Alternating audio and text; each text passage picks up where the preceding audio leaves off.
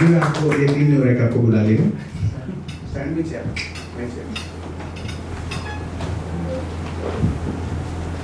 So मी एक मराठी कविता लिहिली आहे. साधी सोपी पण आपल्या जवळची अशी एक मराठी कविता आहे बाप या नावावरती. तर कवितेचं शीर्षक आहे बाप म्हणून जगून घे. आयुष्यातला एक दिवस बाप म्हणून जगून घे.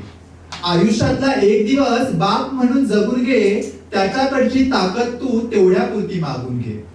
आयुष्यातला एक दिवस बाप म्हणून जगून घे. त्याच्याकडची ताकद तू तेवढ्या पुरती मागून घे. रडायला येतंय तरी सुद्धा इतरांसमोर हसून दाखव.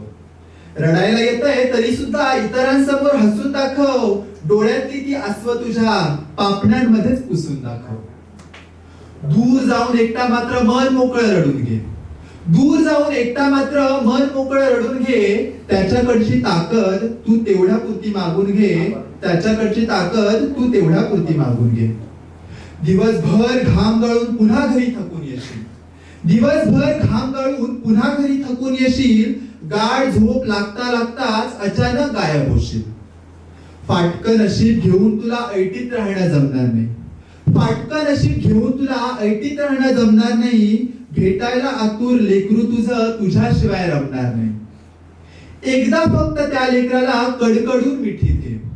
एकदा फक्त त्या लेकराला कडकडून मिठीत घे.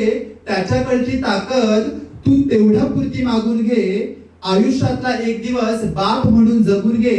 त्याच्याकडची ताकद तू तेवढ्या पुरती मागून घे. त्याच्याकडची ताकद तू तेवढ्या पुरती मागून घे. धन्यवाद.